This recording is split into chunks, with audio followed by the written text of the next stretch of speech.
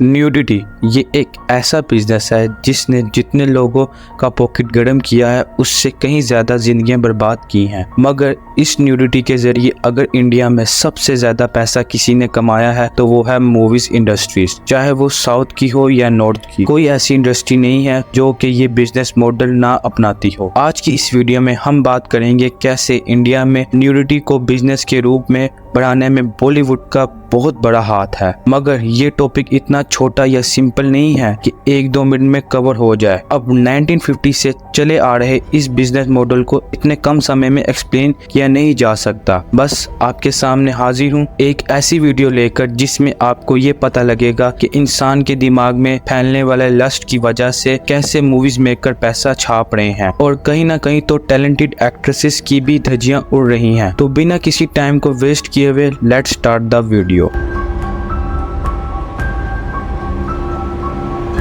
कुकू मोड़े बॉलीवुड की first item girl जिन्होंने item songs का ट्रेंड स्टार्ट किया था। इन्हें rubber girl of Hindi cinema भी कहा जाता था। 1940 से 50 के दौर में कुकू का कोई मुकाबला नहीं था। हर दूसरी फिल्म में इन्हें आइटम गर्ल के तौर पर कास्ट किया जाता था। साल 1949 में ये 17 अलग अलग मूवीज में फीचर हुई थी। 17 मूवीज सिर्फ एक साल के अंदर। अब आप समझ सकते हैं कि इनका क्या ही क्रेज था। लेकिन इस चीज की सैड रियलिटी ये है कि ये वक्त बहुत जल्दी खत्म हो जाता है और कोई और आकर आपकी जगह ले जाता है। हेलन ने लेट 15, 16, 17 में हर एक बॉलीवुड की दूसरी मूवी में अपना आइटम नंबर दिया, जिससे उन्हें काफी ज्यादा पहचान मिल गई थी इंडस्ट्री में। हेलन के कुछ फेमस प्रोजेक्ट जैसे पिया, अब तो आजा, महबूबा महबूबा जैसे गाने हैं। फिर आया 1980 से 90s का टाइम, जिसमें प्रोड्यूसर के पास मानो जैसे एक जादू की स्टिक हाथ में लग गई हो, जिसे घुमाते ही सिनेमा में ऑडियंस और इनके अकाउंट में पैसे आना स्टार्ट हो गए थे।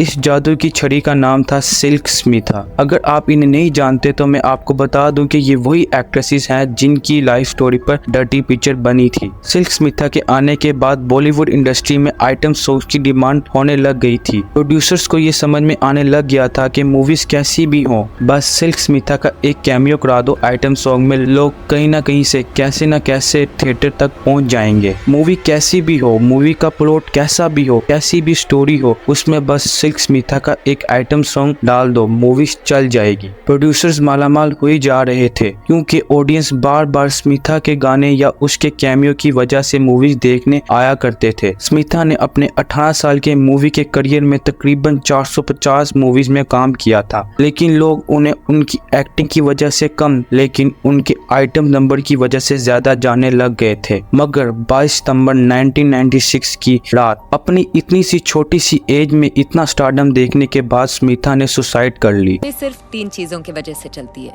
एंटरटेनमेंट, एंटरटेनमेंट, एंटरटेनमेंट और मैं एंटरटेनमेंट हूँ। वो कहते हैं ना, पैसा आ जाने से जिंदगी में सुकून आ जाए ये जरूरी नहीं। और पैसा भी इस तरीके से आने के बाद लोग आपको ऑब्जेक्ट से ज्यादा कुछ नहीं समझेंगे। यही सैड रियलिटी है इंडस्ट्री की। इंडस्ट्री के बड़े बड़े प्रोड्यूसर्स आपको स्लेव समझेंगे और कुछ नहीं। खैर, सिल्क स्मिथा के बाद माधुरी दीक्षित का टाइम आया, जिन्होंने अपने आइटम सॉन्ग्स के वजह से नहीं बल्कि अपनी एक्टिंग स्किल्स और खूबसूरती की वजह से लोगों के दिलों में जगह बनाई और आज तक ये स्टारडम मेंटेन किया हुआ है। मल्लिका शेरावत अपने टाइम की हाईएस्ट पेड एक्ट्रेस थी, जिन्होंने महबूबा और महबूबा गाने के लिए 1.5 करोड़ चार्ज किए। मलाइका अरोड़ा और यानी गौतम जैसी एक्ट्रेसेस ने साफ साफ मीडिया में ये कह दिया कि हमें तो कोई फिल्म वगैरह करने की जरूरत ही नहीं है, क्योंकि हमें आइटम्स नंबर करके इनफ पैसा मिल जाता है। Enough means more than enough. जहाँ एक तरफ इंडस्ट्री में वही लोग आते हैं जिन्हें सिर्फ अपनी बॉडी दिखाकर पैसे कमाने होते हैं, जिनके पास कोई खास टैलेंट नहीं होता।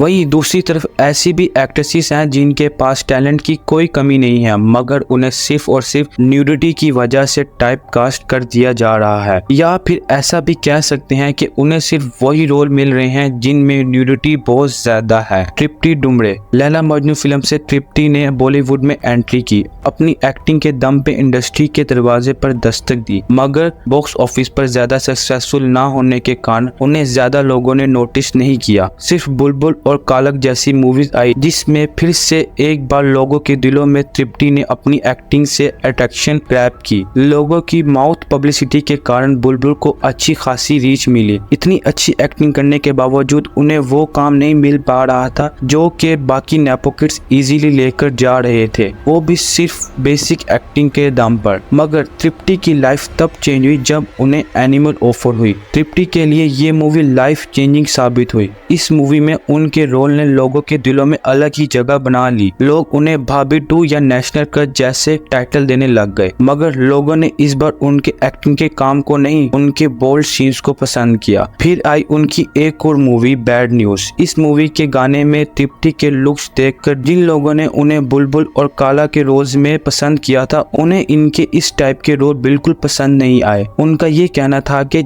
इतनी अच्छी एक्ट्रेस होने के बावजूद भी इस इंडस्ट्री में न्यूडिटी के दम पर जगह बनाने की क्या जरूरत थी। मगर हमें यहाँ पर यह बात समझने की जरूरत है कि इतनी नई एक्ट्रेस के लिए एक धर्मा प्रोडक्शन की मूवी को मना करना बहुत ही ज्यादा मुश्किल है। जब उन्होंने बुलबुल, काल्की और लैला मजनू फिल्म्स में काम किया तब उन्हें ये फेम नहीं मिला, मगर जैसे ही उन्होंने एनिमल में काम किया उन्हें इंस्टेंट फेम मिला। मेकर्स तो उन्हें वैसे ही रोल देंगे जिसे देखने के लिए ऑडियंस सिनेमा तक आएगी। एक अच्छी खासी एक्ट्रेस का इस तरीके से ऑब्जेक्टिफिकेशन होना ये देखकर बहुत बुरा लगा, मगर इसमें गलती दोनों की है। अगर फिल्म मेकर उन्हें टाइप कास्ट कर रहे हैं, सेम तरह के रोल दे रहे हैं, तो ऑडियंस ने भी उन्हें उसी रोल की वजह से फेम दिया है। जब उन्होंने अच्छी मूवीज की, अच्छी एक्टिंग की, तब इन पर किसी ने ध्यान नहीं दिया और कुछ मिनट के बोल्ड सीन ने इनकी पूरी जिंदगी बदल दी। प्रोड्यूसर्स जितना पैसा कमाते हैं उतना लगाते भी हैं। According to source, Priyanka Chopra ने राम चाहे लीला गाने के लिए 6 करोड़ लिए थे। समंथा ने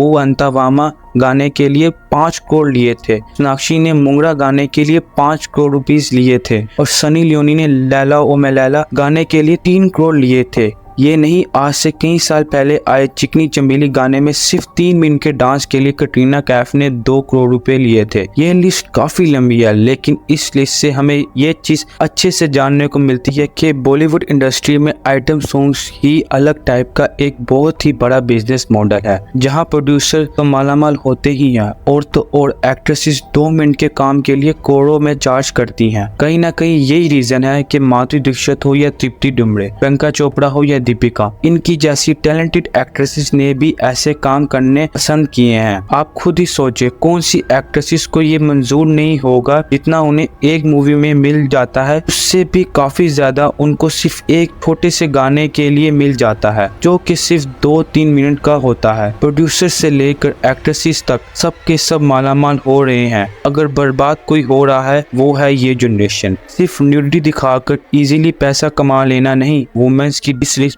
और उन्हें ऑब्जेक्टिफाई करने में भी इन आइटम सॉन्ग्स का बहुत बड़ा हाथ है। इन गानों में जिस तरह औरतों को डिसरिस्पेक्ट किया जाता है वो भी इतनी आसानी से, वो भी काफी प्रॉब्लमेटिक है, क्योंकि हम सबके घरों में माँ बहनें हैं और हम ये कभी नहीं चाहेंगे कि उन्हें भी इसी तरह से रोड पर आते जाते ऑब्जेक्टिफाई किया जाए जैसा कि उन एक्ट्रेसेस को करते हैं। खैर, ये प्रॉब्लम इतनी इजीली तो खत्म नहीं होगी, लेकिन मैंने सोचा कभी ना कभी किसी ना किसी को तो आवाज उठानी ही पड़ेगी, तो मैंने सोचा क्यों ना मैं ही उठा लूं, क्योंकि ज्यादा नहीं कुछ लोग भी शुरुआत करेंगे आवाज उठाने की, तो क्या पता इन फ्यूचर ये चीजें बंद हो जाएं। I hope you like this video and my perspective. अगर वीडियो अच्छी लगी है तो please do subscribe this channel and this video share with your friends. और अगर आप लोग मेरे से इस चीज के रिलेटेड बात करना चाहते हैं तो फॉलो मी ऑन इंस्टाग्राम। मिलते हैं एक और नए वीडियो में। Okay, good bye.